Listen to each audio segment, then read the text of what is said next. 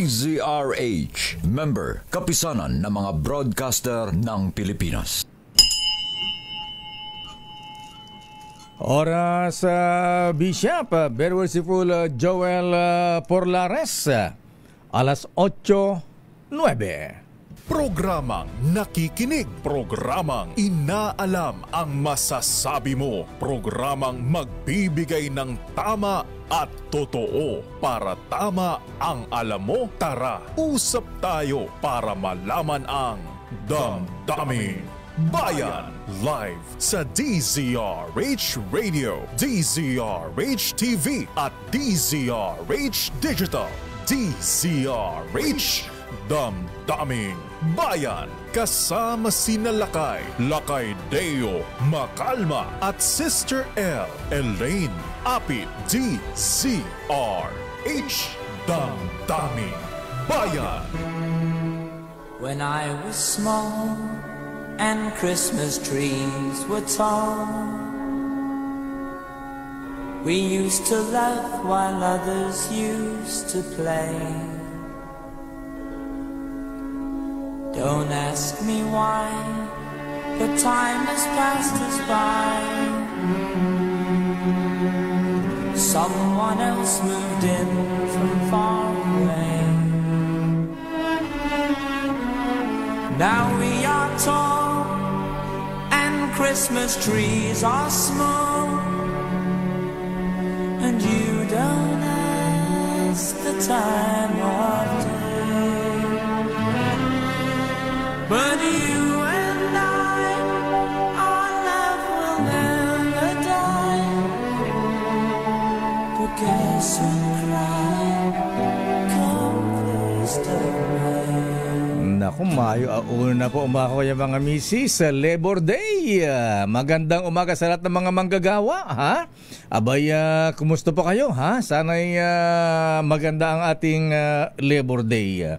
Wala ba announcement ang Pangulong Marcos na wage increase? Labor Secretary Benny Laguesma, sir. Damdaming Bayan. Pero ngayon po mahabigan ay mukhang siyempre labada day mga misis, ha? Ang mga ateng, hiwalay na ang mga dikolor ngayon, ha? Dati ang naghiwalay, kulay pula at berde. Abang ngayon pati kulay kahel, ayan, hiwalay na yata. Ayan, kulay orange. Ayan, aba, anyayari nito, ha? Abay, anyari, Principal Senator Cynthia Villar, ha? At bossing Manny, ha? Abay, ang Pangulong Marcos iniutos daw po ang pag-iimbestiga sa Prime Villar Water Services. Ala, bakit? Dahil daw po sa hindi magandang serbisyo ng tubig sa ilang mga probinsya, ha? Ayan. Abay, bakit nagkakaganito? Dahil ba sa in-endorse na ni Vice President Sara si Camille Villar? Abay, talaga namang iba ang kulay politika, ha? Ayan, at meron na nga bang mga inilalaglag? Naku, patay tayo dyan, ano, ha? At kumusta kaya ang Vice President Inday, second gentleman, ha? Very merciful man sa Carpio, ha? Abay, ipinapatag po ng DOJ at iimbestigahan. Allah, bakit ganun, ha? Isusunod na ba si VP Inday? Hindi bawal mangarap ang mali. Pero eto, umiinit talaga ang politika. Chairman George Garcia, ha? Ayan, abay, luko-luko rin itong Vice Mayor ng Jipapad Eastern Samar, Mahabigan. Itong si Vice Mayor Noel Monteliana, ha? Abay, ibang klase rin ang style ng pangangampanya nito. Abay, hindi pa nadala dun sa kandidato sa pagka-mayor ng Pasig at dun sa Silang Cavite, ha? Na parang may pagka-sexist, ha? Abay, hindi po maganda ang mga sinasabi sa mga single parents. Ito naman, nanay ng kanyang kalaban. Abay, alam mo ba, Senator, tuloy itong si Vice Mayor Noel Monteliana na tumatakbo nga ba itong governor ng Eastern Samar? Abay, ang sabi ba naman dun sa kanyang kampanya wag daw iboto itong gubernatorial candidate na si Ralph Vincent R.V. Ibardone ng Eastern Samar. Dahil ito daw po ay premature, 7 months lang at abnormal. Lang yan naman. Anong klase ng mga eto naman pati nanay niya, ayan, sabi niya, yung nanay niya, ayan, walang pet, di gaya na aking misis. Anong klaseng mga gutter jokes po, mahabigan di niya alam yung nanay ni R.B. Ibardone flight stewardess yan. Ayan, alang ya. So, ang sabi po ni Chairman George Garcia, abay Vice Mayor Noel Montellana, magpaliwanag ka kung hindi, ikaw ay madi-disqualify. Daming bayan. Ay nako, ang init ng politika kasing init ng panahon ngayon. At dahil mainit ang panahon, itong si Senator Tol Tolentino ay apektado yata ng init ng panahon. Lalo na ngayong mainit ang issue ng espionage. Parang parang meron ng rito sa bagay matagal na yung mga nag-i-spy ng mga Chinese dito. At yan ay isa po sa mga ikinababahala ni Senator Francis Tolentino dahil involved na po rito, mahabigan, ang national security. Lalo po may nahuli na malapit sa COMELEC at gusto pa yatang pakialaman ang resulta ng ating eleksyon. Nasa ating pong studio si Senator Francis Tolentino. Ayan, Senator Francis Tolentino, sir, magandang umaga po sa inyo. Ay bigat kadakayo amin. Diyos maray na aga sa ating mga tugang sa Bicol. May buntag po sa nakikinig ngayon. At Happy Labor Day sa lahat po ng ating manggagawa. Ano ba iniinom mo? Salabat ba yan? Kape, dito rin galing to sa inyo DCRH Coffee to. Jim's Coffee yan. Matapang. Matapang yan. Ayan. Anyway, Senator Tol, isa po kayo sa mga nababahala dito sa nangyayaring diretsahan na tayo dahil sa inyong investigasyon at report na mismo ito na National Security Council na talagang pinapakialaman na tayo ng China. Ayan.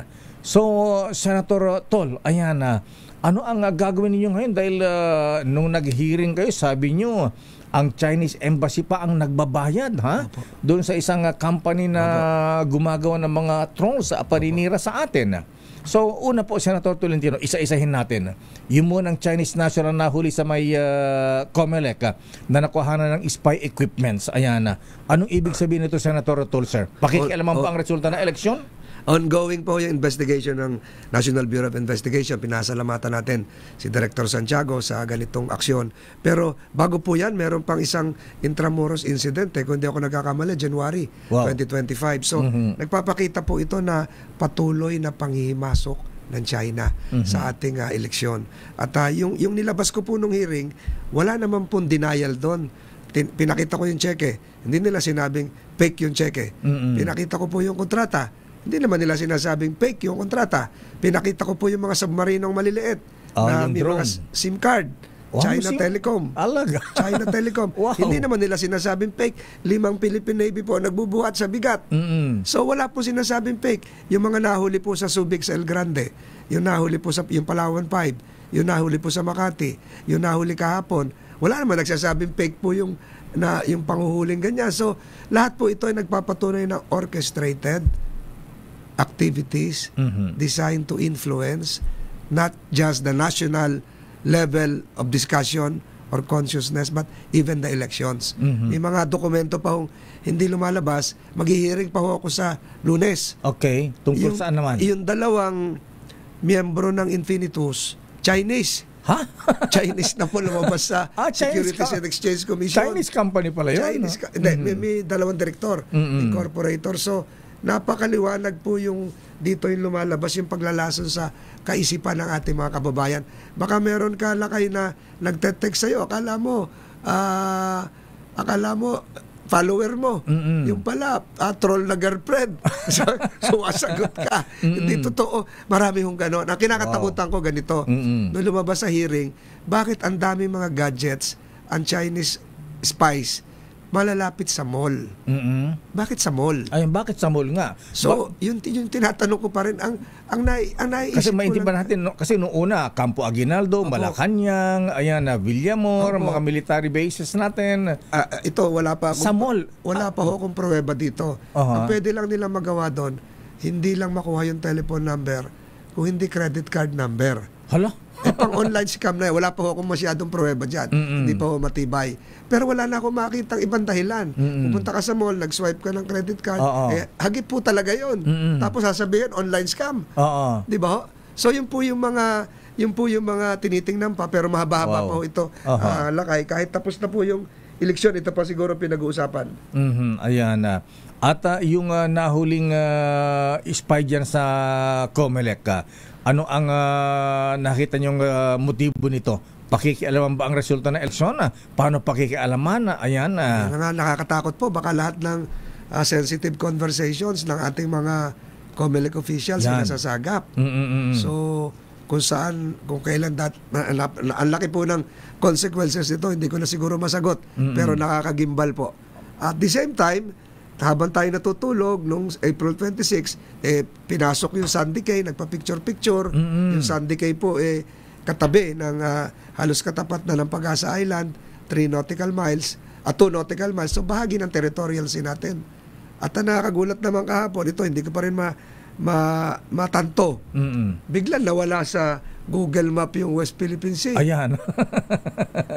Oo nga, kalalagay lang. Tapos Kalalagay lang, nawala. nagpasalamat Oo. na nga ako. Biglang nawala naman. Wala pang ilang linggo. So lahat pong ito, may nagkukumpas po nito, lakay.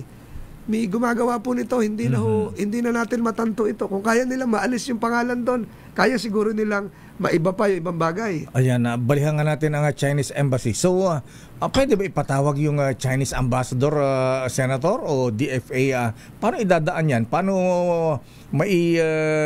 harap sa kanila yung reklamo natin na bakit ganito? Kayo pa nagbabit sa Infinitus na gumagawa ng mga hindi maganda, mga propaganda laban sa ating gobyerno?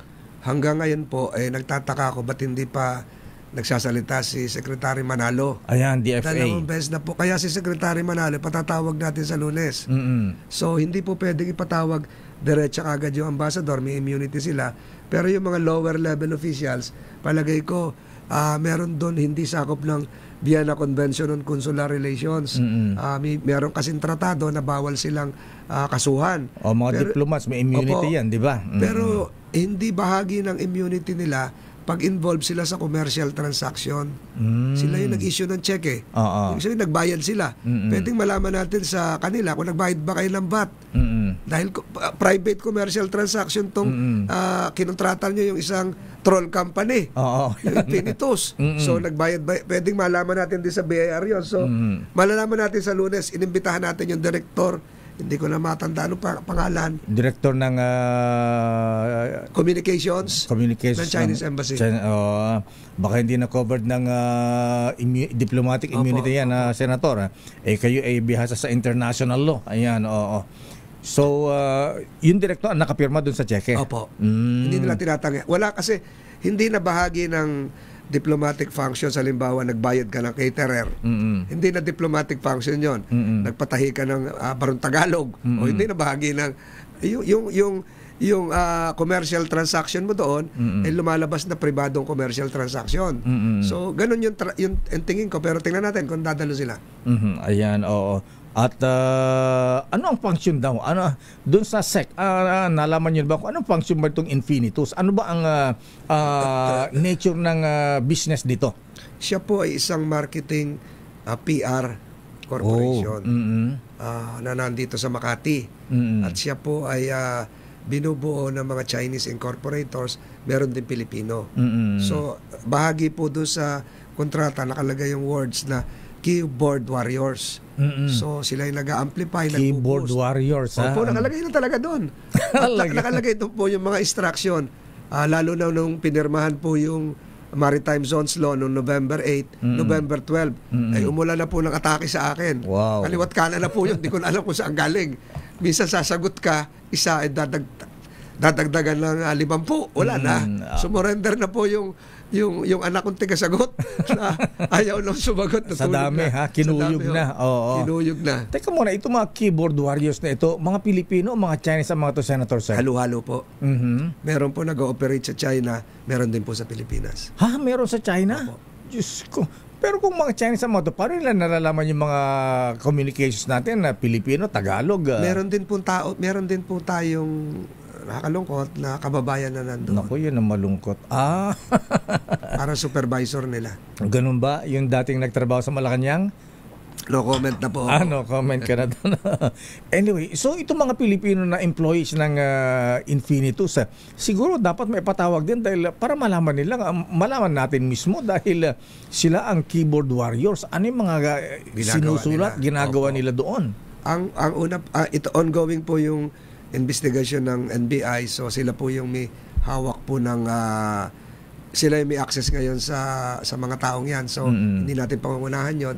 Doon lang tayo sa mga opisyal nila. Ayan. At itong nahuli kahapon, dyan sa COMELEC, Senator Sir, nalaban na ba kung sino makasabay? O saan ba ito nakatira? Saan ba matagal na ba rito? Ayan. Nakatakas po yung isa eh.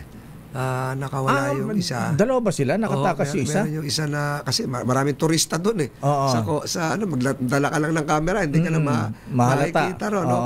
Pero may mga lead na po sa lahat na yon. So nagpapatunay po ito na patuloy sila. Kahit na-expose na natin noong nakaraang linggo, tuloy-tuloy. At saka yung lakas ng loob. Tumabi na doon sa parking lot ng mga empleyado ng COMELEC. Nandun na po sila. Makasunod po, may ID na yung mga yan. So, ipapatawag nyo rin ba si Chairman Garcia? Kasi, siyempre, the mere fact na nandiyan sa tabi ng tanggapan ng COMELEC, obvious ang kanyang purpose. Ayan, baka pakialam ng eleksyon. So, hindi nyo ba ipapatawag ang COMELEC Chairman para ano ang gagawin niya para mapigilan kung may pakikialaman itong mga spy ng China? Tama po kayo. Nagkataon lang na holiday po ngayon. Siguro bukas lang umaga may lalabas lahat yung mga notices. At isa pa, Senator, baka ko makalimutan, ngayong nawala na po sa Google Map ang West Philippine Sea. Ano ang gagawin natin ngayon? Susulat po ako sa Google Map uli. Tatanungin natin yung circumstances behind this. Pero pag tinype nyo naman daw, doon sa i-search yung pangalang West Philippine Sea, lalabas din sa Google Map. Pero pag Google Map lang, wala talaga na iba.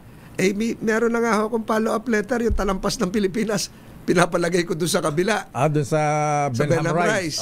Ngayon, nawala naman yung West Philippine Sea. So, nakakalungkot po. Nakakatawa, pero nakakalungkot. Tinapat pa nga yung Labor Day. So, meron din gumawa nito. Either through technology or through persuasion. Senator Tol, ayan, kayo po ay author ng Senate Bill number 2951. Ayan, paano ito makatulong sa espionage sa ating bansa? Kasi yung unang espionage law natin magaan daw lang yata ang parosa. Ang mga luma na po yung batas natin dyan. Ano po yun yung Commonwealth Act 616 ay 1941 pa. Panahon pa ni Quezon kung Commonwealth yan. Ang gusto ko po mangyari, na-file ko na po. Kaya yung nagsasabi na, kaya mo lang ginagawa yan, eleksyon, bago po magkampanyahan, final ko na po yun.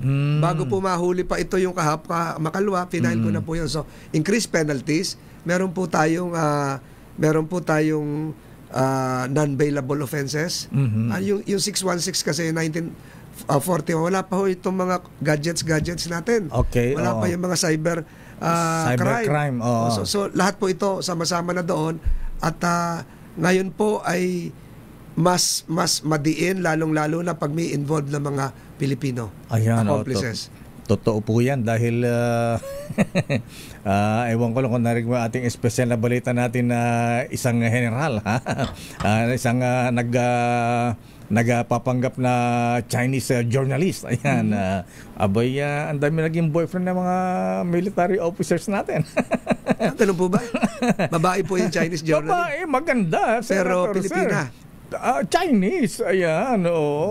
Ang role niya, ang front niya, TV journalist sa China. Ayan, nagko-cover dito.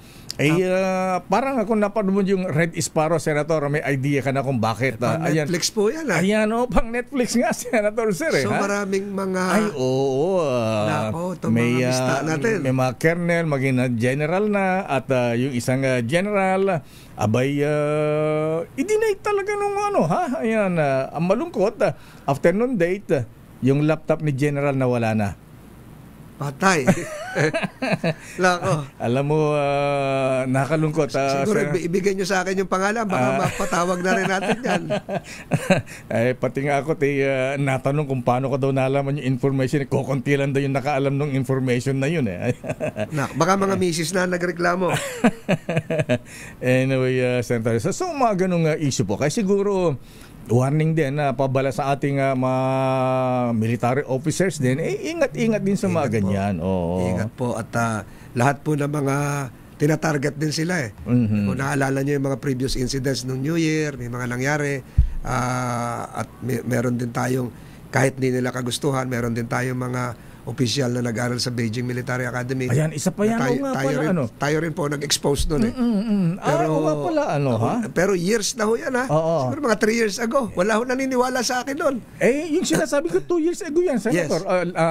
Almost last year yata ito, 2 years ago yung sinasabi ko sa iyo. Pero itong mga iba naman, unwittingly, kasi sumusunod lang sila sa command na mag-aral ka, scholarship yan. So, mag-ingat po tayo. Hindi lang naman sa ganung bahagi. Sa akin, nakikita ko pati yung mga research po sa Department of Science and Technology.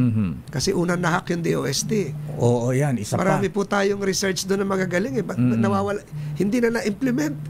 Lalo po yung mga paggagawa ng magagandang abono na makakatulong sa ating magsasaka. Nawala po yun Ibang bagay po yun. Saka mo na ilalabas po yun. Anyway, Senator Tulser, ayan, sa ibang issue, ayan, kumusta po ang campaign, sorti ng Alyansa ng Bagong Pilipino? Saan ba ang susunod na sorti? Nakasama ang Pangulong Marcos? Ang alam ko po, meron sa Lucena baka bukas tayo, pero sa ngayon po, parang kanya-kanya muna kami. Kung saan makakarating, kung saan napapadpad. Kahapon po, Cavite lang po ako. Mamaya po ata, Taytay. So, ganun po muna, pinaliliwanag natin. 10 araw na lang ito, Lakay. 10 araw na lang ito. Tama, 11 days. May 12, ayan, election na. Tama, 11 days na lang ang kampanya dahil 12 election na. Ayan, oo. Pero April pa. Luma na itong April pa yan. Nga pala. Luma na itong kalendaryo nyo. Pilasin na nga isang pahina ng kalendaryo natin, Malu. Ayan, oo. Luma na. Palitan mo ito, May na tayo. Ayan.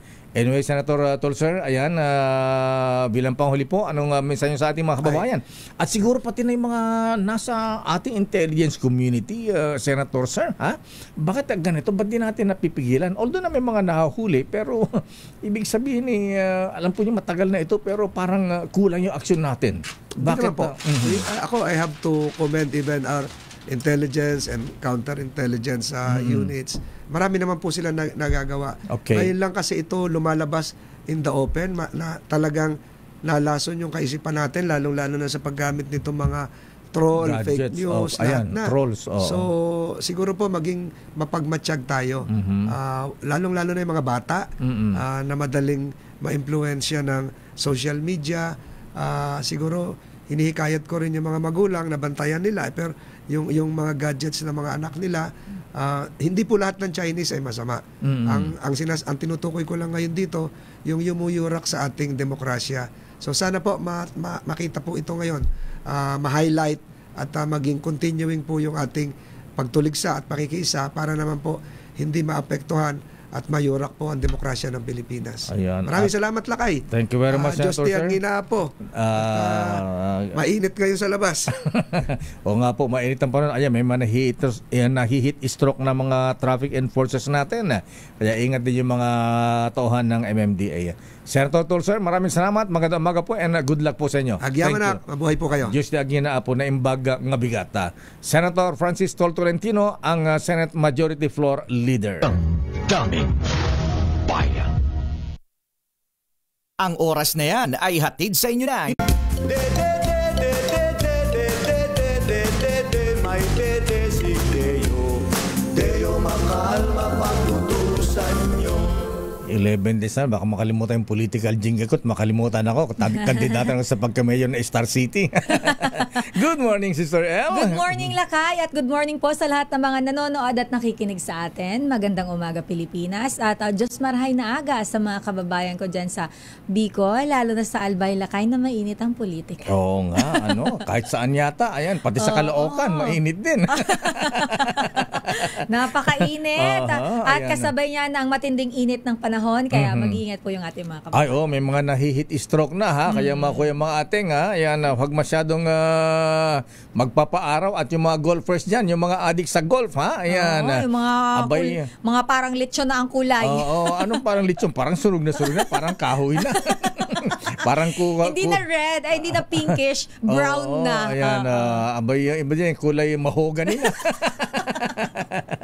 Pero ang sikreto dyan ayan, kailangan huwag kayong magtipid. Kumuha kayo ng umbrella girls, ha? Para kumita rin sila. Safe na, makatulong pa kayo sa mga umbrella girls. Ayan. Siguro ikaw madalas ka kumuha ng umbrella girl. Bawal sa mga Ilocano. Bakit? Dagdag gastos ba? Oo, lalo na pagka maganda yung umbrella girl, sabi ni ECOP Chairman Sergio Ortiz Luis. Ayan. Nung umbrella girl niya si Harleen Budol. Yan si Harleen Budol. Beauty queen to. Beauty queen. Ganda-ganda na niya ngayon, ha? Di daw siya makapag-concentrate sa patting.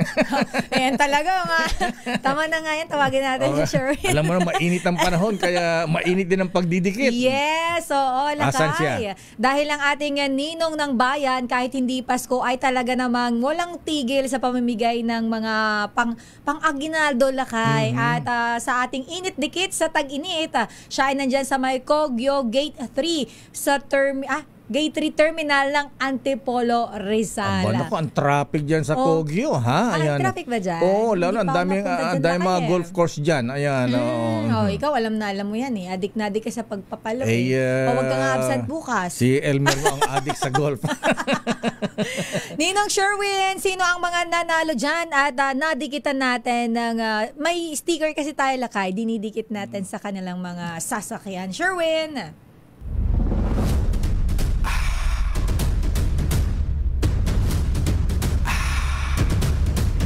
Aliwang! Ang init! Abangan sa mga transport terminal ng DZRH roaming team at manalo ng instant papremyo sa Init Dikit sa Tag-Init.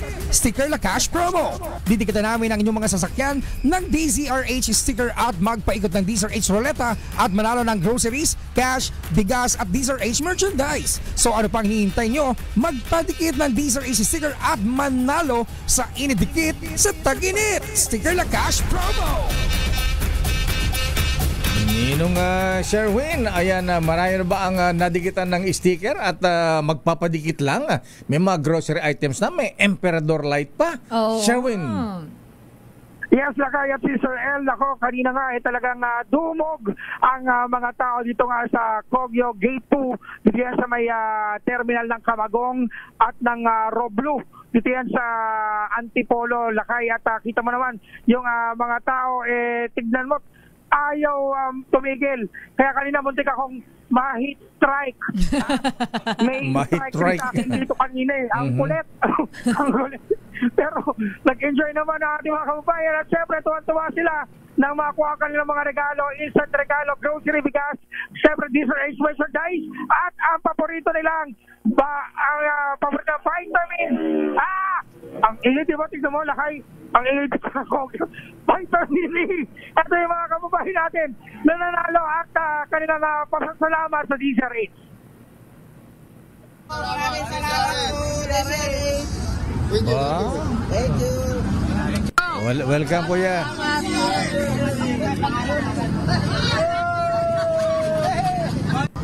salamat, DZRH. Maraming salamat, DZRH.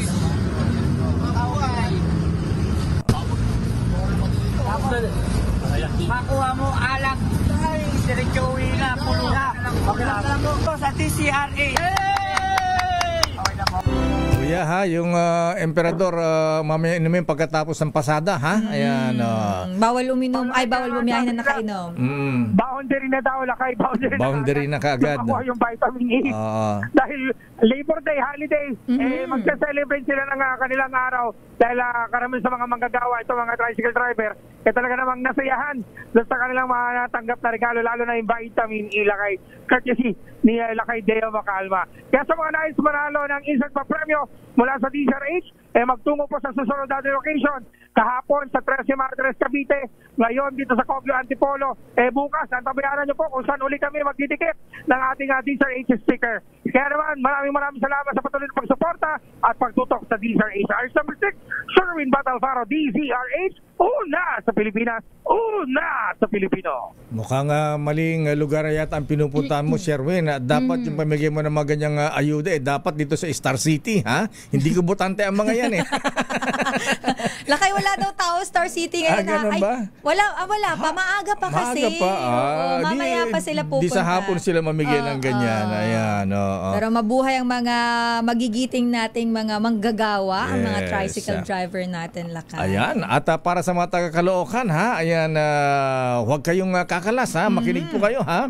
Dahil maganda ang pag-uusapan natin mamaya. Ayan, taga-Caloocan itong mga bisita namin ngayon. Parang galing Maynila, Caloocan naman tayo ngayon. Oo nga, kahapon, last 3 days sa Manila. Maynila tayo, Lakay. Mula sa Manila, ayan, mula sa Luneta, doon tayo sa monumento naman ngayon, Caloocan City. Daming bayan. Oras, Sister L. It's 8:48. 8:54 na, Lakay. Ang bilis naman ng oras. Ang bira ka, Het, dahil mo ng commercial. Akala ko hindi na ibabalik sa atin ni Muntik Kuya. na makatulog ng bisita natin. Ayan, buti na lamang may mainit silang kape. Ayan, buti na nilagyan ng isang kutsarita na emperador. Ayan. Kaso inalis na. Charot. Anyway, Sister M, hindi tayo magpapaligoy-ligoy o kayo mga taga-Caloocan, ha? Makinig po dahil ang ating makausap ay ang mga future leaders ng Caloocan City.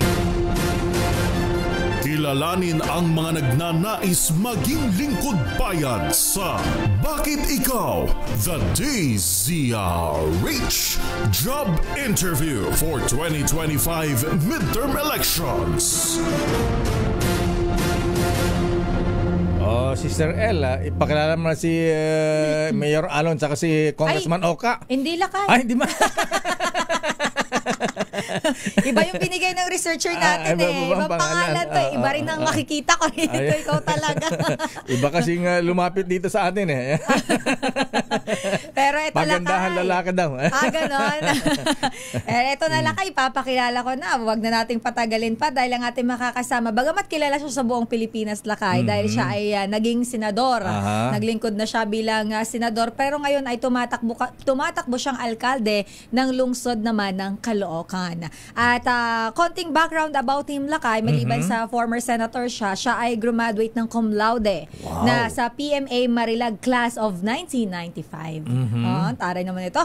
At siya, Lakay, ay may master's degree, Master of Public Administration, major in Public Policy and Program Management sa University of the Philippines. Scholar ng bayan. At yan na ilakay noong 2002 and 2005. Kumuha rin siya ng postgraduate program sa Harvard University. Harvard din pala siya. Yes, at bilang sundalo naman, Lakay, siya ay nabigyan ng mga medalya dahil sa naval operations laban sa mga terorista, smugglers at yung mga pirata, Lakay. At siya, Lakay, ay kilala bilang medyo hard critic ng former administration ng former President Rodrigo Duterte. Best friend niya yun, Lakay. Ganun ba? Adlib ko na lang yun. Wala po yun sa research. Pero inadlib ko lang. Hindi lang si President Digong. Ayan, sino pa? Yung small but terrible. Ayan. Dating Pangulong GMA. President Gloria Macapagal. Kaya nga ito, may award din ito Oakwood Award. Alam mo, naalala ko lakay parang college ba ako noon, high school. Parang college yata. Pinapatanda mo yung senator. Pinapanood ko kasi lakay, alam mo na. Tsaka nakikinig ako ng radyo lakay. Okay, sige, pakilala mo ang na. ating makakasama lakay, ipapakilala ko ba? Former Senator Sani Trillanes. Sen, good morning po. Antonio Defort. Lagyan mo ng Defort. Ayan. Kompletuhin ko na. Antonio Sani Trillanes Defort. Sen, good morning. Magandang umaga po sa inyo, Lakay Deo at Sister L. Good morning at po. sa ating mga listeners. At bago natin natanungin si Senator Sani Trillanes, hindi siya nag-iisa. Ipakilala mo rin Ipapakilala ko ang kanyang riding in tandem. Ayan, ang kanyang partner. Yes, tumatakbo rin kasi lakay, kaya riding in tandem sila. Ang ating makakasama na isa pa, anak siya lakay ng dating alkalde ng Caloocan, Mayor Ray Malonzo, at siya ay naging konsihal ng Caloocan City Councilor siya before, at lakay isa siyang profesor. Aba. Yes, professor ng Mapua University. Aba. At isa rin siyang dating aktor. Former actor ang ating po makakasama, ang tumatakbong Vice Mayor ng Caloocan, at kasama po ni Senator Sani Trillanes ay si Sir Christopher, si Prof. PJ Malonzo. Sir, good morning po. Magandang araw po sa inyong lahat, Deo Lakay at Sister L, at sa lahat po ng tagapakinig ng Damdaming Bayan at DCRH. Ayan, araw po sa inyo. Ito ba yung sinasabi na sa Caloocan na kumbaga si Haji kilabot ng mga kolehyala, ito naman kolehyala killer. Ikaw na kung ano yung sinasabi mo. Hindi na lang ako sasagot. Ganun ba? Anyway, dito na tayo kay Senator Sani Trillanes. Yes. Senator Sani Trillanes, tagal mo di bumasal dito sa DCRH. Ayan, huling punta mo yata yun, senador ka pa. Ayan. Anyway, Senator Sani Trillanes, marami ang nagulat. Bakit ikaw ay kilalang nationwide? Ayan, maganda ang ginawa mo, fiscalizer ka sa Senado noon. Bakit hindi ka tumakbong senador? Mas bagay ka daw sa senador. Kesa ba't tatakbuhin mo ay pagka-mayor sa Caloocan? Una po, dahil tayo po ay nahikayat na tignan or pag-aralan yung pagtakbo.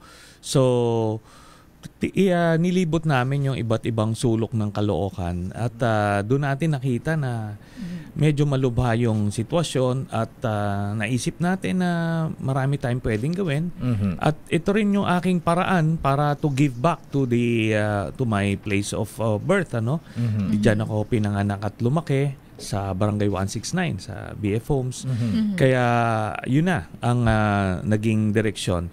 Then, pangalawang reason ay nag-assess po yung mga kasamahan ko, at nakita nila na mabigat ang pangangailangan sa pagtakbo o sa kampanya ng pagkasenador, lalo na pagka hindi ka kasama sa slate. Pag tumatakbo ka independent, medyo malaki-laki yung perang kakailanganin at hindi natin kaya po yun. Magkano ang dapat gastusin na isang kandidato sa pagkasenador para may chance ang manalo? Kung independent po, kailangan ka mag-raise ng mga 1 billion pesos to be competitive.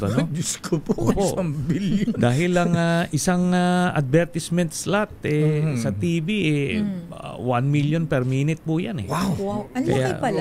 Mabigat po yan. So, mahal pala dito na sa DCRH TV. Mura dito. Mura lang po dito. Kaya pala Santa Macmang commercial natin dito, mura tayo. Ayan, so ganun pala ang gastusin. At least may 1 billion ka, Senator, sir. Hindi na kagaya nung una, nung tumakbo ako nung 2007, 5 million lang yung na-raise ko. Nakakulong ako noon. Medyo malakas ang boses ng mainstream media noong time na yun. So, may tulak na ganon. Pero ngayon, nag-iba na. Especially with the social media age, nag-iba yung terrain. So, nung nanalo ka, nakakulong ka noon, Senator? Opo, nung 2007. Aba, magpakulong ka uli. Nakakulong siya doon, Lakay, at nanalo siya. Magpakulong siya uli. Walang gastos. Kasi di ba nakalaya si Seno na bigyan ng amnesty? Ayan, tama. Ayun. Siyempre, ngayong napasubo ka na dyan sa Caloocan. Hindi naman siguro napasubo si Sen. Napasabak. Ayan. Napasabak. Ayan.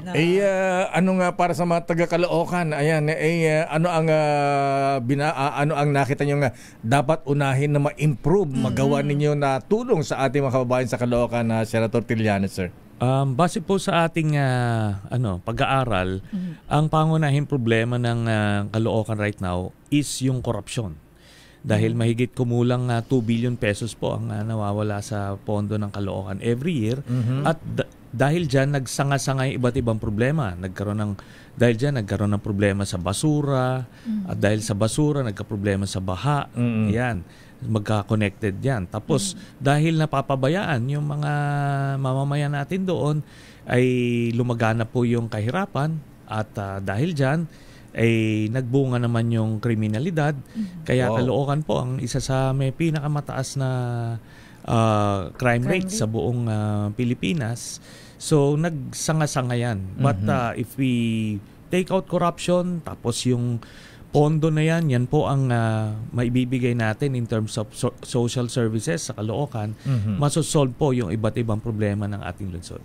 Ayan, si Professor PJ Malonzo, ha? Ang Colegiala Killer. Ayan. Gusto ko yung on the spot talaga, meron kang bansag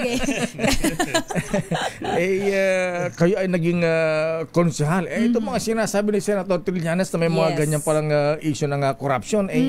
Hindi ba nakita ito, Konsehal PJ Malonzo, ha? At sa inyong paikot, so ano ang dapat ninyong gawin? Pagbabago sa Caloocan, kung kayo po ay pala rin maging Vice Mayor, siyempre kayo maging presiding officer ng Sangguniang Panglungsod. Yes, Sir Deo, maganda po yung tanong nyo, no? Alam yung Colegiala? Mabait po ako. Pagtulog. Hindi ho, alam nyo, simula na naging konsyal tayo, ipinaglalaban na ho natin yung transparency. Actually, nag-file po tayo ng FOI nung tayo konsyal, pero hindi po ito napakinggan nung nakarang administrasyon. Kaya nga nung nag-decide po na tumakbo si MST po kasi ang tawag namin. MST. Yan ang bansag namin saya kasi Mayor Sunny Trillanes. MST. Akala ko mista. Kaya nung simula nung tumakbo si MST, talagang hindi po kami nagdalawang isip na suportahan siya dahil yung pong pakikipaglaban niya sa korupsyon talagang alam naman natin. Simulat sa poll, yun ang kanyang stand. Kaya ako, tingin ko, mas makatutulong ako sa kanya kung magiging Vice Mayor tayo para matulungan natin siya na linisin ang tuluyan ng Caloocan. Bakit ikaw, Konsehal PJ Malonzo, bakit hindi ang tatay mo, Ray Malonzo? Kumusta ang father mo, si former Mayor Ray Malonzo? Ano bang ginagawa niya ngayon? Okay naman po. Sa katunayan, tumatakbo rin po siyang congressman po ngayon. Tumatakbong congressman. Akala ko nagkakarate na lang. Kasama pa rin po yun. Kasama pa rin yun. Pero thank you po, Sir PJ. Ako lakay, may katanungan ako kay Sen kasi ayon sa ating pagre-research, matindi pala ang nararanasang baha dyan, lakay, tuwing malakas yung mga biglang buhos ng ulan dyan sa Caloocan. At matindi rin yung problema, of course, yung sa traffic. Medyo buhol-buhol yung traffic. So ano po, Sen, ang nakikita nating solusyon yung itong mga tagal ng problema muna dyan po sa lungsod ng Caloocan? Diyan po, iba't ibang areas, iba't ibang district, iba't ibang causes ng pagbaha. For example, dito sa District 2, ang primary cause diyan is nabarahan na yung mga main waterways, yung mga ilog diyan nabarahan dahil may mga iba't ibang mga construction. So kailangan mahanapan ng dadaluyan. Tapos marami din tayong mga naisip na mga pwedeng solusyon kagaya ng mga ginagawa. Hindi lang dito sa iba't ibang bansa. Dito sa BGC meron silang mga floodwater detention system na kung saan maghuhukay sa ilalim, tapos doon muna dadalo yung floodwater. Pagka wala na, dahan-dahan pinapump out yan. Yung iba naman, basic lang yung reason, yung nabarahan dahil yung mga drainage system dahil sobra ang basura. Oo. So yung mga ganon, malilinis yon, kayang maayos yon. So iba't iba ang reasons at iba't iba rin ang solusyon na pwede nating gawin. Senator Trillanes, sir, ayan, sabi nga ng dating Pangulong Noynoy Aquino, sigaw natin noong kampanya, kung walang korap, walang mahirap. Hindi lamang ito pang slogan o pang poster. Ito ang mga prinsipyong tinatayuan at nagsisilbing batayan ng ating administrasyon. Ayan, Senator Trillanes, sir, ang Caloocan po ay batay sa research, kabilang po ang Caloocan sa Metro Manila. Ang mataas po ng bilang ng mahihirap. Ayan, poverty ang malaking problema dyan sa Caloocan. So kung kayo po ay papalarin na maging mayor, paano yung susolusyonan ito? Matulungan natin mga kababayan dyan sa Caloocan na mahihirap. May short term po at saka may long term. Itong short term, ang gagawin po natin, gagawin nating business friendly yung ating lungsod. Magbibigay tayo ng mga tax incentives, tax holidays dun sa mga bagong negosyong itatayo dito sa Caloocan, para mag-empleyo sila ng mga taga-Caloocan. Kasi ang nangyari, nagtaasan kasi yung amilyar tsaka business taxes, kaya naglipatan sa San Jose del Monte, sa Valenzuela yung mga negosyo. So bababaan natin yon para mahikayat natin yung mga negosyante bumalik at mamuhunan at mag-employ ng mga taga-Caloocan. Ultimately, yan yung yung magiging solusyon natin sa poverty kung magkakaroon ng mga nagtatrabaho. Long term naman, skills training and education. Kaya magi-invest kami heavily dun sa education ng mga estudyante para masuportahan sila, makatapos sila ng pag-aaral so they can be employable. Doon naman sa iba, even mga out of school youth, magkakaroon kami ng mga programs to provide them yung skills training. Tapos na rin, we will be dealing with mga employers, even yung mga placement offices para pwede mag-abroad kung ano man para makatulong na magkaroon sila ng trabaho. So yan po ang ating mga plano to address poverty. Ayun. Susugan ko lang yung sinabi ni Sen, nabanggit niya yung trabaho, lakay, of course, edukasyon. Si former Councilor PJ Malonzo palalakay kabilang sa kanyang advokasya yung pagdadagdag ng trabaho sa bawat mga pamilya dyan sa Caloocan. Pero sir, paano nyo po ito magagawa? At bilang dating professor din po, ano ang inyong magagawa para naman mas mapataas, mas mapaangat po ang kalidad ng edukasyon ng atin pong mga kabataan dyan sa Caloocan? Opo, Sister El, yung pinanggalingan ko po kasi bago po ako maging professor sa UST, nagtuturo, sa Mapua po, nagtuturo na rin po kami ng mga training. Nagkaroon din po kami ng training center. Kaya isa po sa mga naging programa ko nung naging konsehal ako ay yung pong mga trainings to employment programs.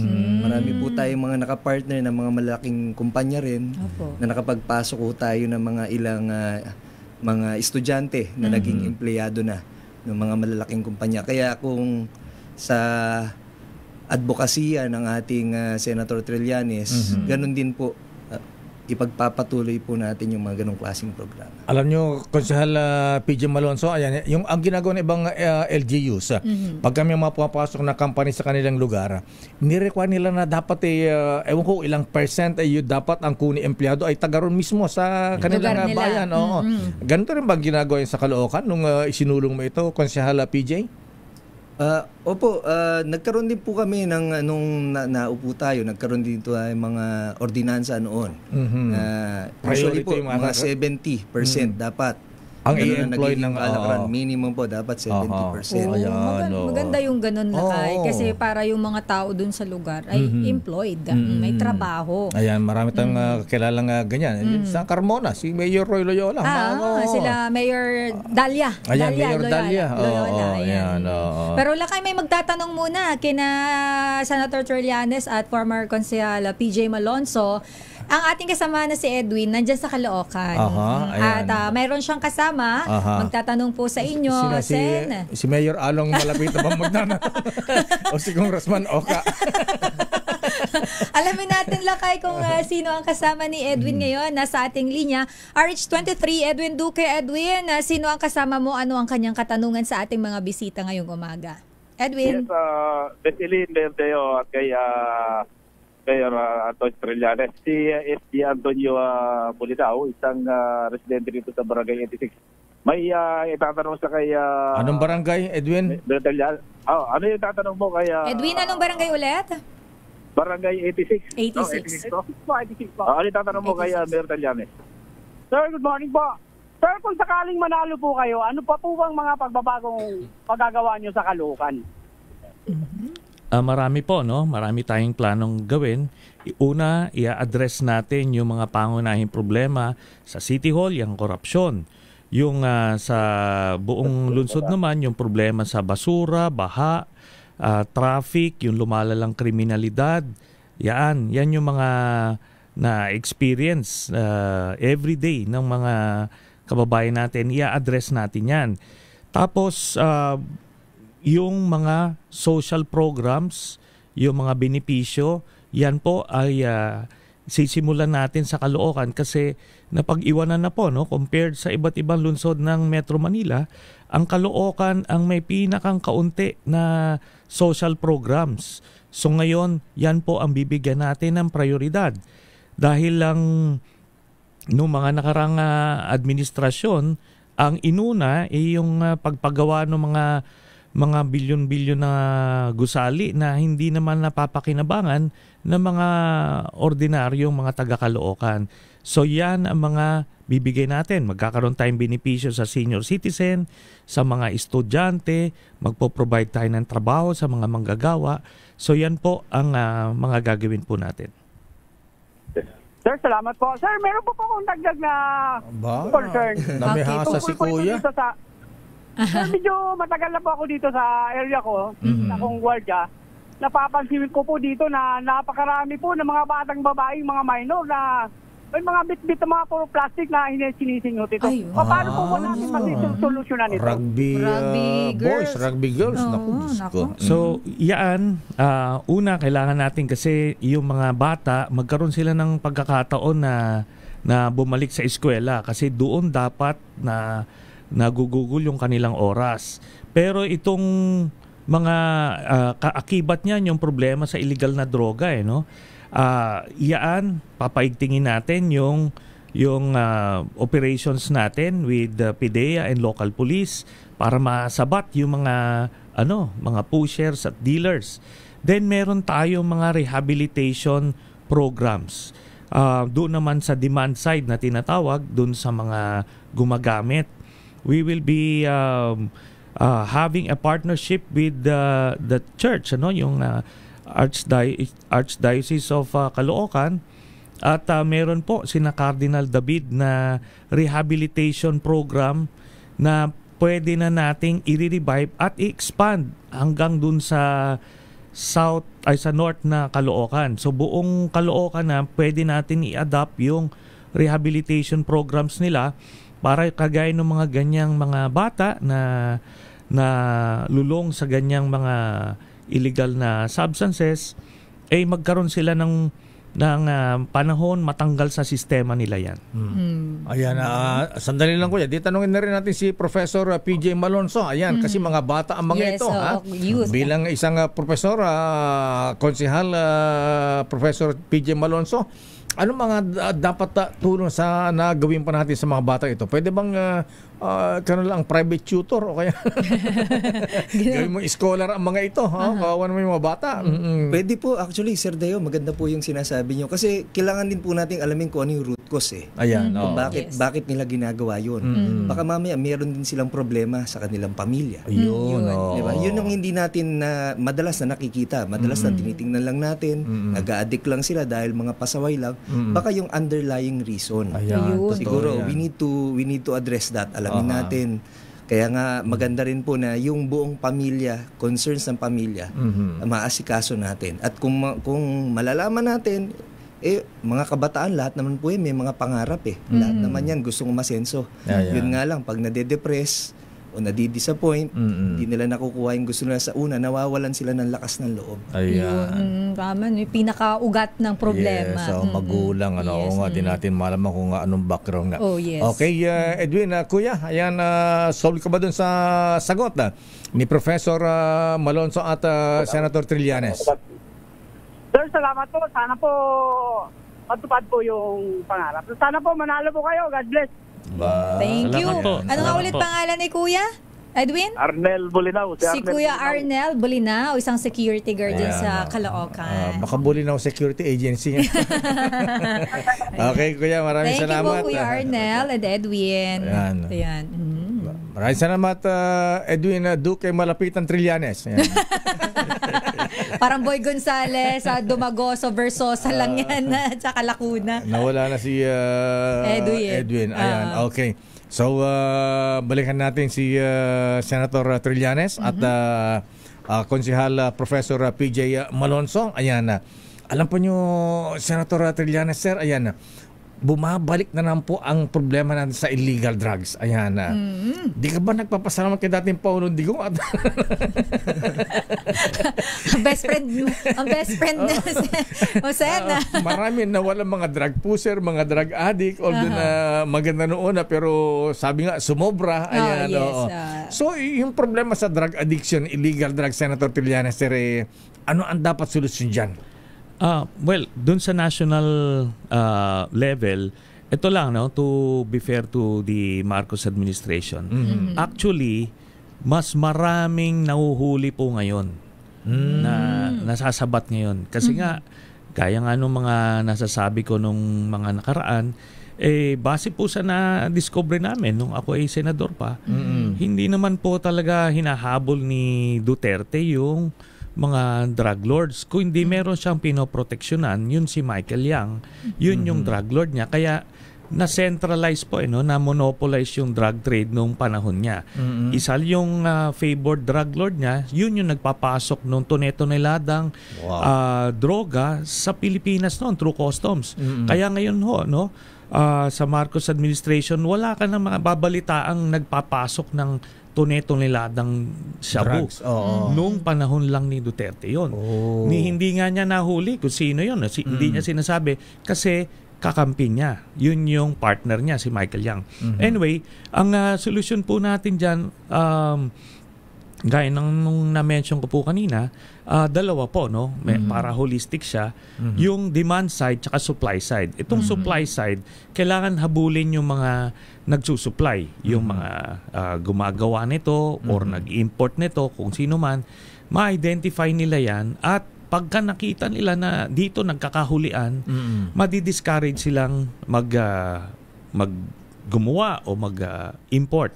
So, yan po. At the same time, doon naman sa mga nalulong, kailangan talaga yung rehabilitation system ma-institutionalize para matanggal sa sistema nila. It will be an opportunity for them na magkaroon ng panibagong buhay. Dito sa Caloocan, yung isang pinopropose namin, after nung rehabilitation program, merong employment para maengganyo silang to voluntarily enter doon sa rehabilitation program para pag na-complete nila yon ay eto na, magkakaroon sila ng trabaho at makakatulong sa pamilya. So, both sides. Pagka kumonti na yung mga addict, di wala nang bibili. At pagka kumonti naman yung nagbebenta, wala namang mapagbibilihan na yung So, kailangan both sides ang tututukan po natin. Ayun yung Senator, yung style ni dating Paulong Digong na the order is dead or alive. Ayun nga. Talagang hinanap mo na naman yan. Kaya ka pala busy dyan. Pero, incidentally po, yung Caloocan ng ground zero sa war on drugs ni Duterte noong nakaraang administrasyon, ang dami hong namatay dyan. At makikita nyo talagang yung nakorsonadahan lang. Ang nakikita po kasi ang pinapabalita, yung mga notorious, ito yung pinatay. Pero ang sistema nga natin, kung notorious yan, ikulong natin. Di ba? Ikulong. Itong iba, kagaya nila Kian de los Santos, taga-Caloocan po yan. Marami pang kagaya niya na nakursunadahan lang. At paano natin maibabalik yon? So, hindi pwede talagang gawin yung ganong estilo. Ayun. At Lakay, siguro akong pahabol ko na lang pagdating po sa nabanggit natin yung drugs and pagka drugs kasama na yan sa peace and order, pero pagdating naman po sa peace and order sa Caloocan, ano po yung ating mga plano? Kasi lalo na ngayon, nabanggit niyo rin po kanina, mataas ang crime rate sa Caloocan. So ano po yung pwede nating magawa para yung krimen ay hindi man po tuluyang mawala o maalis, ay mabawasan man lang kahit papaano? Ang proposal po namin dyan, magtatayo tayo ng Emergency Management Command Center. Tapos, yaan yung magmamonitor nung mag-i-install natin ng mga high-resolution CCTV cameras all over the city. Ito yung may facial recognition software na. Tapos, normally kasi yung CCTV natin passive, nagre-record lang siya. Ito, yung command center na yun, imo-monitor niya in real time yung nilalabas para kung merong krimen na nangyari, makakapag-responde ka agad. Real time. Oo. Yung so in that regard, magkakaroon tayo ng rapid reaction teams. Tapos dahil kakaunti lang ang pulis, ang PNP sa buong Caloocan, magkakaroon tayo ng mga force multipliers. Ito yung mga citizens patrol para habang kahit kaunti yung mga pulis, may mga rumoronda na mga tanods tsaka force multipliers. Lang sa Senator, napansin natin dati may mga barangay tanod na nagro-ronda. Ngayon parang nawala na. May dala pang batuta. Nakachaleko. Nakachaleko. So, i-revive po natin yan. Tapos may citizens patrol din. Kahit yung mga homeowners, sila rumoronda para, alam nyo naman, mahirap gumawa ng krimen na alam mong may magre-responde dyan. Kaya yan yung mga gagawin natin. At again, kung masosolve natin yung problema sa illegal na droga doon, paigtingin natin yung operations natin dyan, maglalagay po tayo ng barangay intelligence network. Kasi alam nung mga sulok-sulok na sa barangay kung sino yung mga pusher dyan, sino hindi. Gumagamit. So, marami po yung ating gagawin sa peace and order. Mabalik lang natin kay Michael, yung Senator Trillanes. Alam ko, malawak yung network. Nasaan na ito? Ba't nakatakas? Andito pa ba? Tuloy pa ba ang illegal drug operation niya? Wala na po, no? Ngayon na basag nga yung sindikato nila. Ito po yung namamayagpag nung panahon ni Duterte, yung Pogo, sila nagpasok niyan. Pati yung Farmally, siya din po ang nasa likod niyan. Tapos yun nga, yung mga tunay-tunaladang droga na pinapasok nun sa customs, siya rin po yan, protektado siya kasi kapartner niya po si Duterte. At ito, nung hinuhuli na, di ba, nakita niyo yung sa Quadcom, nahuli yung kapatid ni Michael Yang, yung si Tony Yang, yan po yung in charge sa Mindanao operations nila tapos lumipad na siya. Kaya nga itong mga personalidad na ito, nung panahon ni Duterte, sila yung mga protektado, hindi hinuhuli. Ngayon po, under the Marcos administration, talagang nabasag yung sindikato, hindi lang sila Michael Yang, at pati yung mga sinet up nila na mga na sindikato sa PNP na nalaman nyo naman yung mga hinuli na mga generals at colonels na mga kasabwat ni Duterte. Nahuli na po yan ngayon. Ayan. Isa pa bago tayo magwakas, Senator, sir, mainit pa rin po ang issue ng West Philippine Sea. Ayan, pinag-usapan naman ni Senator Tolentino kanina. Yung espionage, grabe ang ngayon. Yung mga Chinese, ilang hakbang na lang nasa Pilipinas, nasa Palawan nung na. Isang araw lang, Lakay, dito sa mismong area ng Intramuros, malapit sa Comelec, isa pong allegedly Chinese, parang Chinese spy na may daladalang equipment na nakakapagsagap po ng mga impormasyon galing sa ating mga mobile devices ang nahuli ng NBI. Paano natin lalabanan yung mga ganitong grabing espionage na ginagawa sa Pilipinas, Senator? Again, sabi nga natin, ititrace natin yan. Paano ba sila nakapasok? Pumasok sila dahil dong kasagsagan ng Pogo noong nakaraang administrasyon. Halos umabot po ng mahigit 1 milyon ang pumasok na from mainland China during the Duterte administration. At ngayon pa lang natin, dahan-dahan na de-deport yung mga tiwali at pero nakaugat na yung iba rito, kaya naghahabol po ang law enforcers natin dito sa mga na-establish na ganyan. Ayan. Senator Trillanes, sir, Professor PJ Malonzo, ayan, bilang panghuli po, ayan, unahin si Professor, ayan, si Vice. Ang Colegiala Killer, ayan. Hindi po. Bilang panghuli, Professor Colegiala PJ Malonzo, ayan, bakit ikaw ang dapat ibotong Vice Mayor ng mga taga-Caloocan? Kung kinakailangan po ng mga taga-Caloocan na mas maging transparent ang ating pamahalaan, nandito po ang Robin ni Batman, PJ Malonzo po. Ayan. Transparency. Ayan. At Senator Trillanes, sir, ayan, bilang kandidato sa pagka-mayor, ano masasabi mo? Bakit ikaw ang dapat nilang ibotong mayor ng Caloocan? Dahil naghahangad po ang Team Trillanes, hindi lang kasi ako, kasi buong team po kami. Yan, sila Vice Mayor PJ Malonzo at ang aming mga slate. Ang Team Trillanes po ay nag-aalok ng pagbabago para sa lungsod ng Caloocan. Alam po ng mga taga-Caloocan na lugmok na ang aming lungsod. Talagang iba't ibang problema ang kinakaharap araw-araw. Tapos wala pong mga regular na benepisyo ang mga taga-Caloocan. Lahat pong yan ay tutugunan po ng Team Trillanes, kaya kung naghahangad po sila ng pagbabago, naririto na po. Ayan. Ayun. Senator Antonio Trillanes, sir, ayan, kandidato sa pagka-mayor ng Caloocan. Maraming salamat. Thank you po. At Konsehal Professor PJ Malonzo, kandidato sa pagka-Vice Mayor. Maraming salamat po sa inyong dalawa and good luck. Thank you and good morning. Daming bayan. Oras, Sister L. Lakay, 9:29 na at Lakay, ihahabol ko lang dahil ngayong araw na, tama ba ako, Tita Malu, ang huling araw ng Bakit Ikaw? The DZRH job interview at again po, nililinaw lang namin ni Lakay sa mga nakaraang interview, baka po kasi may maningil doon sa mga senatoriable, sa mga party list, at sa mga naisalang natin na galing naman sa mga tumatakbong mayor, vice mayor. Wala po kaming sinisingil. Pag may naningil po sa inyo, ipagbigay, alam nyo po sa amin, ipapahuli namin sa NBI. Ang oras. Teka muna, yes, Sister L. Nakot na, may mga maapila. Paano naman yung kalaban ni Senator Trillanes at saka Mayor PJ Malonzo, ha? Di daw ba sila bibigyan ng pagkakataon na magpaliwanag din? Sayang. Itatanong natin kung paano Lakay. Sige, babalikan natin yan. Oras, Sister L. Ang oras po ay 9:30 na ng magandang umaga. This time check is brought to you by Star City, Deo makalma ang inyong lingkod. Laging handang maglingkod sa bayan.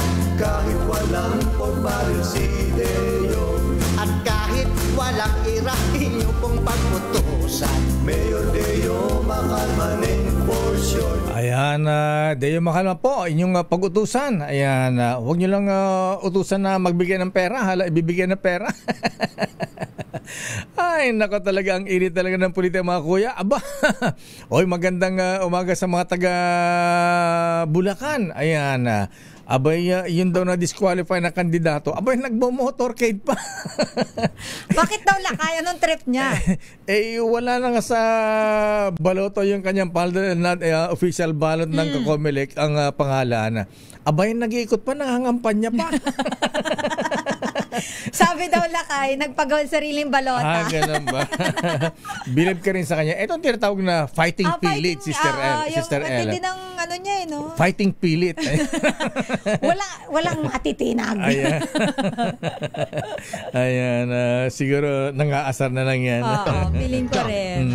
Pero bati natin, hi kay Kong Plato. Good morning po. Ayan. At siyempre, ayan, maigi ng politika sa iba pang lugar. Ay, oo, Lakay.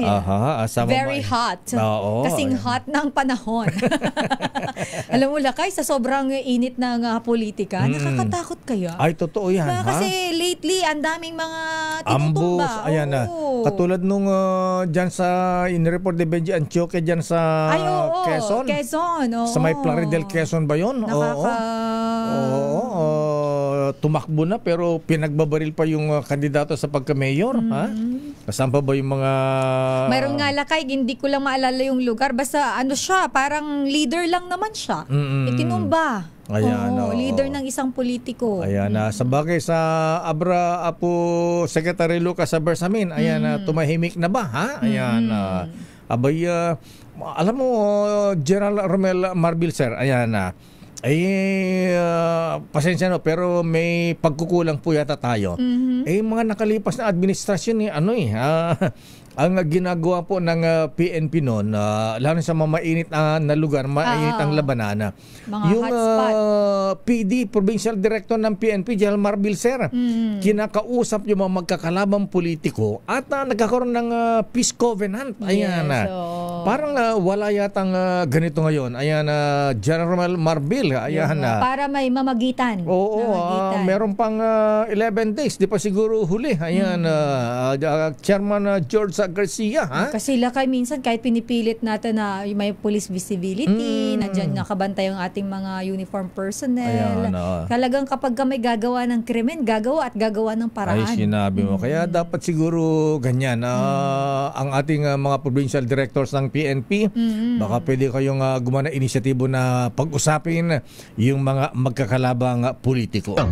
Daming bayan. Standby Giselle Ricafort, standby Angel Parosa, standby Val Gonzales, Raymond at Paas, standby Let, ha? Ano ba yung schedule ng Pangulong Marcos ngayon, ha? Abay, bakit ganon? Bakit? May pinaimbestigan na ang presidente. Para narinig ko yung sinasabi mo kanina. Kasalanan yata ni Vice President Inday. In-endorse kasi. Imbestigahan daw yung prime, serbisyo. Tubig. Ading Avic. Ayan. Hi, Miss Avic.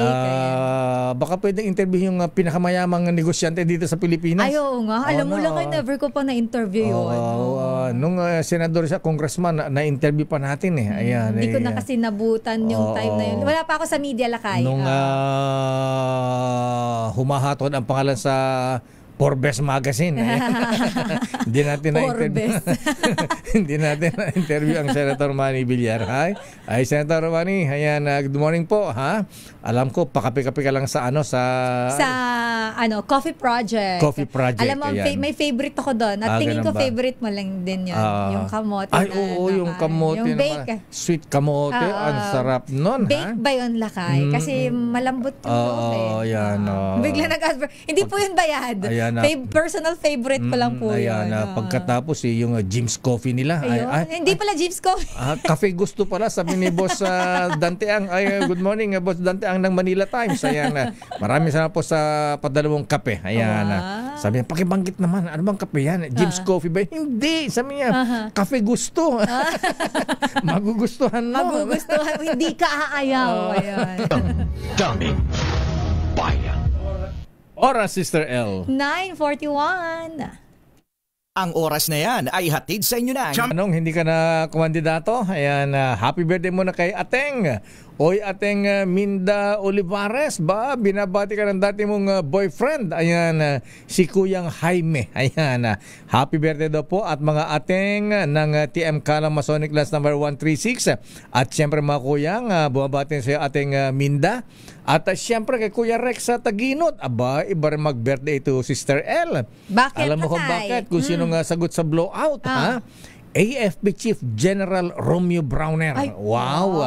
Sagot daw niya ang palityon at saka pakanto sa Office of the Chief of Staff ng Armed Forces of the Philippines. Ay, wow naman. Iba talaga ang Manong Rex sa Taginod. Ha? Gusto ko yung may pakanton at palityon. Mahal na mahal ni Apo Omet Browner. Ayan, hindi daw siya Ilocano ngayon. At happy birthday din kay Babes Donada. Ayan. At kay Ani Fortaleza Basyador. Ayan, Fortaleza lang. May dagdag pala. Yes, may sikat yung Fortaleza Basyador. Tagalinis na mga mga gunting, mga labaha. Ayan. Abay, hi Ani, happy birthday Fortaleza. Nanood sila ngayon sa Alberta, Canada. Oy, dilo po sa inyo dyan sa Canada. At siyempre, binabati natin happy birthday si Doktora Jaika Grace Pagdilaw. Ayan, happy birthday. At ganoon din kay Attorney Brad Norman Versos ng TLK. At kay Tatang Carlos Bernardo na 80 years old ngayon ng Carlos Bernardo Aves ng General Tino Nueva Ecija. At mga brethren, ayan, binabati natin si Kuyang Vice Mayor Paddy Padilla ng Calapan City Oriental, Mindoro. At pakiramay mga brethren kay Kuyang Renor Taroy. Ayan, si Beresful Renor Taroy drop his tools. At pakiramay mula rin sa mga brethren sa Andres Bonifacio Lads. Sandali lamang Giselle, Edniel, Val, Raymond, susunod na kayo, promise. Daming bayan. Oras, Sister L. 9:51.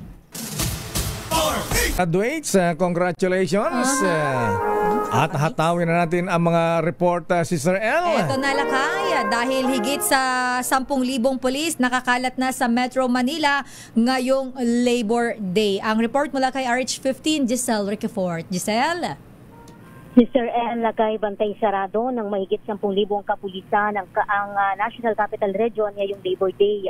Sinabi sa DZRH ni NCRPO Chief Major General Anthony Aberin na kabilang dyan yung 3,500 tauhan mula sa Civil Disturbance Management Unit at 500 naman na augmentation mula doon sa PRO3 at PRO4A. Nakadeploy niya ang puwersa sa mga pangunahing lugar sa Talagang Maynila, kabilang na sa mga pagdarausa ng mga pagkilos at iba pang aktibidad. Sinabi ni Aberin na wala namang namomonitor ang NCRPO na anumang security threat sa Capital Region. Una nang nagsagawa ng General Accounting at Showdown Inspection ang Regional Mobile Force Battalion sa Grandstand ng Camp Iwa upang tiyaking handa sila sa lahat ng pagkakataon at maging yung mga gagamitan sa posibilidad naman o hindi inaasahan na anumang civil disturbance o kaguluhan. Kabilang sa ininspeksyon ng civil disturbance management gear, riot equipment at ang pisikal na kahandaan ng mga personnel na siyang magpapatupad ng kaayusan at seguridad sa iba't ibang lugar sa Capital Region. Ito si Giselle Ricafort para sa DZRH, una sa Pilipinas, una sa Pilipino. Maraming salamat Giselle Ricafort at dumawa tayo kay Edniel Parrosa. Ang gobyerno nire-review na ang mga kasunduan sa mga bansang hindi suportado ang West Philippine Sea. RH52, Edniel Parrosa. Edniel. Lakay at Sister Ella, inaaral na ng Department of National Defense sa mga kasunduang pinasok ng pamahalaan sa mga bansang hindi kinikilala ang jurisdiksyon ng Pilipinas sa West Philippine Sea. Ayon kay DND Secretary Gilbert Chidoro, sinisilip ng kagawaran ng pakinabang ng mga ito sa larangan ng depensa at foreign affairs ng kapuluan. Ginawa ng Chidoro ang pahayag kasabay ng taglagda sa Visiting Forces Agreement sa New Zealand na mapagpapatibay pa ang kooperasyong pansiguridad ng dalawang pwersa. Pakinggan natin si Secretary Gibo. We are also in a process of reviewing the agreements with countries that do not support our claims and do not have benefit to our defense and foreign policy position. Paliwanag ng kalihim, bukod sa VFA sa New Zealand, Amerika at Australia, maging sa katulad na reciprocal access deal sa Japan, ilan sa mga nakita nilang defense pact ay wala namang benepisyo para sa Maynila. Kabilang dito ang nasa 50 Memorandum of Understanding na hindi na inisa-isa pa ng opisyal. Dati nang nagbabalang gobyerno sa mga pinapasok na sisterhood agreement ng mga lokal na pamahalaan na ang ilan pa nga ay konektado pa sa China. Ito si Edniel Parrosa, nag-uulat para sa DZRH. Una sa Pilipinas, una sa Pilipino. Maraming salamat Edniel Parrosa sa dami ng problema nating Defense Secretary. Ayan, lumalapad na ang kanyang noo. Daming bayan. Ay, sige po. Naimbag nga bigat po. Kumusta ka na? Ayan. Naisingit mo pa talaga. Pero nakaka-stress talaga. Tumatawa lang tayo. Pero ang dami talagang problema ng ating bansa. Pero ngayong araw, lakay ang kadiwan ng Pangulo, job fair at ayuda sa mga manggagawa. Hatid yan ng dole at peso sa San Jose del Monte, Bulacan. Ngayong 123rd Labor Day. Report ni RH5, Val Gonzalez. Val. Mayor, kasabay ng 123 taong pagdiriwang ng Labor Day ay atid ng Department of Labor and Employment at Public Employment Service Office ng San Jose del Monte, Bulacan ang iba't ibang serbisyo para sa mga manggagawa. Ang mega job fair na kinakop ang 32 lokal na employer na nag-alok ng halos 5,000 trabaho kasama na ang atlet na international recruitment agencies. Ayon kay Dole Region 3 Assistant Regional Director at Dole Bulacan Provincial Head Alejandro Inza Cruz, magsasagawa rin ngayong araw ng payout para sa halos 5,000 benepisyaryo ng Dole Tupad Program. Bukod pa ito sa benepisyaryo na Integrated Program o Project o DIIP grant kung saan nakatanggap ng 30,000 pisong halaga ng libreng livelihood gaya ng sari-sari store, karinderya at bigasan ang ilang mga benepisyaryo. Ang 20 nabigyan ng hanap buhay ay pawang magulang ng mga natukoy na child laborer. Ngayong araw din ng paggawa ay pinagkaloob ng Dole ang 1 milyong pisong livelihood program para sa 40 toda at graduate na 4-phase beneficiaries para sa bayan ng Angat. Kabilang din sa atid na sa mga manggagawa ang kadiwa ng Pangulo kung saan makakabili ng murang produktong agrikultura. Paliwanag ni Perth Tagalog, ang head ng Public Employment Service Office Head, bahagi ito ng pakikisa at pagpapahalaga ng San Jose del Monte City Government sa mga manggagawa. Pagtupad lamang anay ito sa layunin ng City Government, kailangan ang lahat ay mabigyan ng pagkakataong kumita at magkaroon ng trabaho. Ako si Val Gonzalez, DZRH, una sa Pilipinas, una sa Pilipino. Maraming salamat, Val Gonzalez. Dumako tayo sa Senado. Ano ang latest sa Senado, Sister L? Diyan naman sa Senado, pag-unlad ng bansa, dapat daw maramdaman sa hapag ng mga manggagawa. Sino nagsabing senador niyan? RH28, Raymond Dadpas. Laki Raymond. Elaine at Mayor, dapat lang daw na maramdaman naman sa hapag na bawat manggagawang Pilipino sa bansa o kaya ay mga nasa abroad ang sinasabing pag-unlad ng ekonomiya. Ito naman ang binabanggit ni Senador Loren Legarda kasabay ng pagbulita ngayong Mayo 1 sa araw ng paggawa. Ayon kay Legarda, matatag at walang kapagurang nagsusumikap ang ating mga manggagawa para mapaganda ang ekonomiya ng bansa. Dahil sa kanila nakasalalay ang pagbabago ng ating lipunan.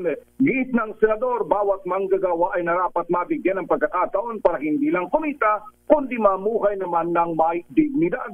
Sa 19th Congress, inihain ni Legarda ang Senate Bill 2662 o ang Living Wage Bill na layong itaguyod ang living wage at hindi lamang ng minimum wage.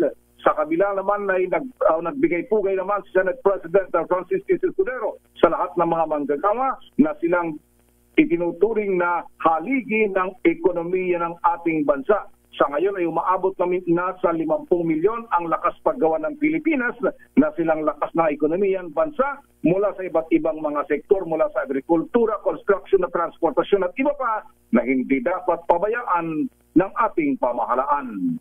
Ito si RH28, Raymond Dadmas para sa DZRH, una sa Pilipinas, una sa Pilipino. Daming bayan. Maraming salamat, Raymond Dadpaas, at binabati natin Senator Wina Gatchalian. Ay, hello po, Sen. Ang sabi niya, 19 million high school graduates daw noong last year ang hindi makabasa at hirap makaunawa ng simpleng kwento. Grabe yun, laki ano. Oo, at saka nakakalungkot. At sinasabi na marami palang no read and write sa atin. Yun ilang milyon. Alam mo lakay kung konting throwback lang sa ako naalala ko, kinder marunong na ako magbasa. Talaga. Kasi pagka hindi ka nagbasa, pit-pit kamay mo. Oo, ganyan no araw. Diba lakay? Pag hindi ka, papaluin yung kamay mo. Tuturo-turo pa pag mamali-mali ka, pipitiking ka pa. Ay, sinabi mo. Iba talaga. Pero iba yung disiplina. Pero congratulate natin si Mayor Abby Binay ng Makati, ha? Ayan, dahil ang Makati City pang-apat para sa malunsod sa buong mundo na may nangungunang healthcare. Ayan, wow. Actually, in fairness, yan ay simulan ng dating Vice President, dating Mayor Jojo Binay. Ayan, yung yellow card nila. Ayan. Kaya mayaman talaga Makati. Yes. Kaya magaling sila magpatakbo. Kaya maraming taga-Pasay Gustong lumipat sa Makati. yung mga nasa boundary. Yung boundary lang kayo. Tatawid na lang ako doon. Ayan, diba? sino ba yung kasama natin, empleyado natin dito? Ayan, yung mga anak niya sa Makati pero taga-Pasay. Hindi, taga Makati ako. Oy, good morning sa mga kabayan natin, mga Chinoy. Ayan. Nako, pumapalag si Mama Tessie Angsi dun sa pagsasangot sa anak ng pinaslang, kinidnap na negosyanteng si Anson Ke. Ayan. Oo, dahil itinuro yung anak pala dito. Lakay, ano? Ayan. Sabi yan, nagluluksa pa sila. Ba't man idinadama yung anak? Mukhang hindi sila naniwala na involved nga yung kanyang anak. Happy birthday, Congressman GP Padierno. Salamat tayo dyan. Happy birthday. Ni Attorney Rory. Ayan. Si Attorney Rory. Attorney JP. Attorney galing JP. sa puso. Ayan. At binabati mga taga-GP Party List. Ayan. Happy birthday. At ang ninong Michael Ismaygay. Hi, Sir Advance, MG. happy birthday, bossing. Okay lang ang birthday niya, Lakay. Abay, malapit na. Ayan. Alam ko, January. Kaasar. Hindi, Mayo yan. Ayan. Flores de Mayo Flores yan. de Mayo. At binabati natin si Kuyang Jerome Pascual ng Apaya Masonic Lads, Kuyang Jerry Amir Sulaiman Jr. ng Bantugan Lads sa Cotabato City, Kuyang Adnan Kasyogi. Aba, Kasyogi, di ba ito yung gun runner na sikat? Iba yan, Lakay. Bilyonaryo ito, yung si Adnan na Kasyogi. Ayan. Good morning, Kuyang Adnan na Kasyogi, Mangundato ng Bantugan Masonic Lads. Ayan. Assalamualaikum. At kay Kuyang Lincoln na Bagundang ng Bantugan Masonic Lads. At kay Kuya Edgar Fernandez, Reynaldo Mina, Leonidas Esmundo at Jonathan De Vera ng Timpuyog Masonic Lads dyan sa Isabela. At si Kuyang Rabmor Thomas Bartolome, ayan, ng Dajangas Masonic Lads number 225. Bats natin, ayan, immediate past master dyan sa Soksarjan. At kay Kuyang Herminihildo Rivera ng Lawag Masonic Lads number 71. At kay Kuyang Joey Soriano. Anong balita pa dyan? Eto, Lakay, on the ground, mararamdaman at magkakaroon ng boses ang mga manininda. Ito ang pangako ng number 67 vendors party list sa kanilang panayam sa 2x2 sa DZRH. Paliwanag ni Attorney Willie Rivera, Secretary General ng Vendors Party List, balak nilang magpatayo ng satellite offices sa iba't ibang pamilihan sa bansa na tatayong takbuhan ng mga maninindang Pilipino para sa mas mabilis na paglutas ng kanilang pangangailangan. Hindi motorcade kundi ang pagsuyod sa mga pamilihan ang solusyon ng Vendors Party List para naman mapakilala ang kanilang advokasya, kabilang na ang pagbibigay ng libreng medikal at legal na serbisyo. Ayan, at good morning kay Manang Amy Marcos at kay Congresswoman Camille Villar. Hi, good morning. Sasama kayo sila sa political rally ng Alyansa sa Quezon bukas. Lucena yata sila bukas. Lakay, tama. Lucena is Quezon, di ba? Ayan, Lucena, Ayan. At binabati natin si idol mo, Senator Lito Lapid. Senator Florante Rosales, good morning. Ayan. Nasaan sila nag-iikot kaya ngayon? Papunta yata sila dun ganun ba? Ayan. Siyempre kung saan sila inuuna na ni Lito Lapid. Nangunguna. At binabati natin si Leo Palo. Ayan. Si Leo Palo talaga, kaya nagiging number 1 Leo Palo go. Kaya nanguna ang Senator Bongo. Yes, Lakay. Sandamakbak ang political jingle dito sa atin. At saka, Lakay, si Senator Bongo ay sa latest survey ng Okta ay siya ulit ang nanguna, Lakay. Consistent number 1 siya ulit, Lakay. Consistent ang go. Ayan. Yes. You cannot stop the go. Ayan. Yes. Just go. Or business. Dating Finance Secretary Edgardo Espiritu, sinundo na ni Lord si Secretary Ed Espiritu? Naku, kakalungkot naman. Abay, huling kita ko Secretary Ed Espiritu nung nag-dinner kami doon sa kanyang mansion. Bahay doon sa Los Angeles, California, Sister Ella. Ang ganda ng kanyang bahay doon. overlooking. Parang nasa kang Cloud9 ka sa Antipolo. Oo, ayan. Ganda-ganda Masarap doon lakay, yung magkakape ka sa umaga. Ay, oo. Ang ganda yung anyway, nakalungkot naman. Ayan, pumanaw sa edad na 89. Naku, 89 na pala Secretary Ed Espiritu. Alamin natin ang report mula kay Sofia Gans. Miss Sofia. Pumanaw na ang dating Secretary ng Department of Finance, lawyer, diplomat at banker na si Edgardo B. Espiritu sa Los Angeles, California sa edad na 89. Itinalaga siya bilang kalihim ng DOF noong 1998 sa ilalim ng Administrasyong Estrada, kung saan naging mahalaga ang papel niya sa impeachment ng dating presidente. Matatandaang nag-resign si Espiritu matapos ang 1 taon ng pagiging kalihim ng DOF at tumestigo sa impeachment trials ni ex-President Joseph Erap Estrada. Sa kanyang testimonya, iniugnay niya kay Estrada ang mga questionable stock transactions ng BW Resources. Bukod rito, naging presidente rin si Espiritu ng Metrobank, Philippine National Bank at Westmont Bank na mas kilala bilang United Overseas Bank Philippines. Nagtapos si Espiritu sa University of the Philippines College of Law noong 1958 at nagsilbi bilang pinakamatagal na pangulo ng UP Alumni Association at pinangunahan ang pagtatayo ng Ang Bahay ng Alumni sa UP Diliman. Bilang pagkilala sa kanyang mga kontribusyon sa parehong pampubliko at pribadong sektor, hinirang ng UP Alumni Association si Espiritu bilang Most Distinguished Alumnus noong 2019. Samantala, nagsara ang palitan ng piso kontra dolyar kahapon sa halagang 55 pesos and 84 centavos kada US dollar. At iyan ang ating balita sa mundo ng negosyo. Your business is our business. Ito si Sofia Gans para sa DZRH, una sa Pilipinas, una sa Pilipino.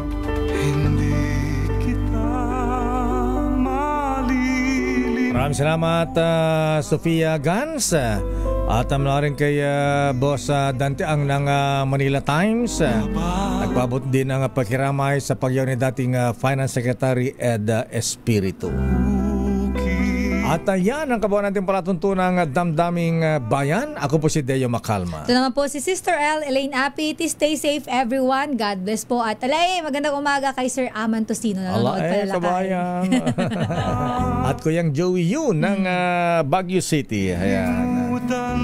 Ingat, stay safe. Happy weekend. Hindi pa. Hindi ba? Biyernes bukas. Huwebes pa lang ba? Ay, Labor Day. Mabuhay ang mga manggagawa. Yes, mabuhay ang uring manggagawa. Itaas ang sahod. Ayan. Itaas, bigla nag-welga. Ibaba ang presyo ng mga bilihin. Yun ang ating panawagan. Ay ba, ingat-ingat.